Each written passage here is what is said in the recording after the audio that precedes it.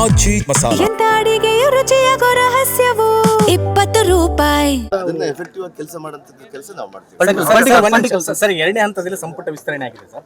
ಇದುವರೆಗೂ ಕೂಡ ಸಿದ್ದರಾಮಯ್ಯ ಎಲ್ಲೂ ಕೂಡ ಕಾಣಿಸ್ಕೊಳ್ತಾರೆ. ಮತ್ತೊಂದು ಕಡೆ ಸಾಕಷ್ಟು ಅಸಮಾಧಾನ ಇದೆ. ಅಲ್ಲ, ಸಿದ್ದರಾಮಯ್ಯ ಸಾಹೇಬರು ಬಹಳ ನಮ್ಮ ರಾಜ್ಯಕ್ಕೆ ಅವ್ರು ಇರೋರು ಕೂಡ ನಾವು ಮುಖ್ಯಮಂತ್ರಿ ಅಂತ ಹೇಳ್ತಾರೆ. ಇವತ್ತು ಅದೇ ನಿಲುವಿದೆ. ಅವ್ರನ್ನ ಬಿಟ್ಟು ಯಾವುದೂ ಮಾಡೋದಿಲ್ಲ. ಯಾಕಂದ್ರೆ ಅವ್ರಿಗೆ ಸ್ವಲ್ಪ ಏನೋ ಅನಾನುಕೂಲ ಆಗಿದೆ ಅಂತಲೇ ನಮ್ಮ ಪಾರ್ಟಿ ಹೈಕಮಾಂಡ್ ಮೇಲೆಲ್ಲ ಮತ್ತು ನಮ್ಮ ಮುಖ್ಯಮಂತ್ರಿ ಮೇಲೆಲ್ಲ ನಮ್ಮ ಸಂಪುಟದ ಸಚಿವರ ಮೇಲೆ ಯಾರ ಮೇಲಿಲ್ಲ. ಏನೋ ಅವರು ಭೇಟಿ ಆಗ್ಲಿಲ್ಲ ಅಂದ್ರೆ ಬರೋಕ್ಕಾಗ್ಲಿಲ್ಲ. ಸುರ್ಜೇವಾಲ ಅವರು ಕೂಡ ಭೇಟಿ ಆಗಿಲ್ಲ ಸರ್. ಅವ್ರನ್ನು ಇವರು ಭೇಟಿ ಆಗಿಲ್ಲ. ಗೊತ್ತಿಲ್ಲ ನನಗೆ ಅದ್ರ ಬಗ್ಗೆ ಮಾಹಿತಿ ಇಲ್ಲ. ಸರ್, ಈಗ ನಿಮಗೇನೋ ಮಿನಿಸ್ಟ್ರಿ ಗಿರಿ ಸಿಕ್ತು, ಸಚಿವರಾದ್ರಿ. ಮೇಡಮ್ ಕೂಡ ಟ್ರೈ ಮಾಡ್ತಿದ್ದಾರೆ. ಮಹಿಳಾ ಕೂಟದಲ್ಲಿ ಒಂದು ಸ್ಥಾನ ಇದೆ, ಅವರು ಪ್ರಯತ್ನ ಪಡ್ತಿದ್ದಾರೆ. ಅಲ್ಲ ಸರ್, ಕೊಪ್ಪಳದಲ್ಲಿ ಎರಡು ಸಚಿವ ಸ್ಥಾನ ಕೊಟ್ಟಿದ್ದಾರೆ, ದಾವಣಗೆರೆಯಲ್ಲೂ ಕೊಟ್ಟಿದ್ದಾರೆ, ಬಳ್ಳಾರಿಯಲ್ಲೂ ಕೊಡಬಹುದಲ್ಲ ಸರ್? ಇದೆಲ್ಲ ಕೂಡ ಅದನ್ನೇ ಮಾಡ್ಬೋದು. ಅವರು ಅರ್ಹರಿದ್ದಾರೆ. ಆಮೇಲೆ ನಮ್ಮ MP ಸಾಹೇಬರು ಒಂದು ಧರ್ಮಪತ್ನಿ ಆಗಿದ್ದಾರೆ. ಅವರು ಕೂಡ ಅವ್ರಿಗೆಲ್ಲ ಕೂಡ ಈ ಭಾಗದ ಈಗ ಆಲ್ರೆಡಿ ಕೂಡ ಅವರು ಮಾಜಿ ಮಂತ್ರಿ ಆಗಿದ್ದಾರೆ. ಎಕ್ಸ್ಪೀರಿಯನ್ಸ್ ಇದೆ. ಅದರಲ್ಲಿ ಏನು ತಪ್ಪಿಲ್ಲ, ಮಾಡ್ಬೋದು. ಮಹಿಳಾ ಕೂಟದಲ್ಲಿ 2 ಕೇಳೋಣ ಅಂತ, ಅದರಲ್ಲಿ ಏನು ತಪ್ಪಿದೆ? ನಮ್ಮ ಜಿಲ್ಲೆಯಲ್ಲಿ ಕೊಪ್ಪಳದಿಂದ 2 ಕೊಟ್ಟಾಗ ಬಳ್ಳಾರಿಯಿಂದ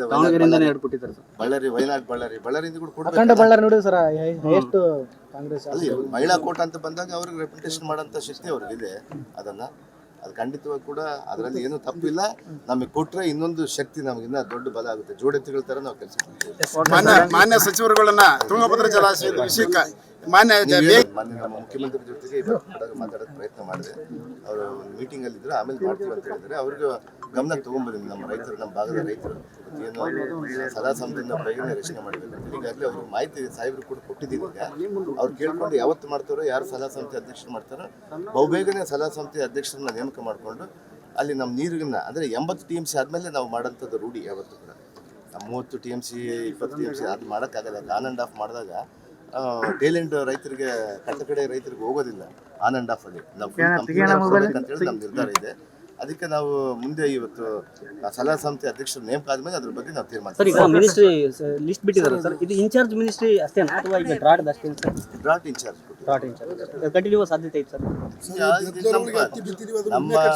ನಮ್ಮ ಮುಖ್ಯಮಂತ್ರಿಯವರ ಸರ್ವೋಚ್ಚ ನಿರ್ಧಾರ ಅದು ಅವರೇ ಮಾಡಬೇಕಷ್ಟೇ.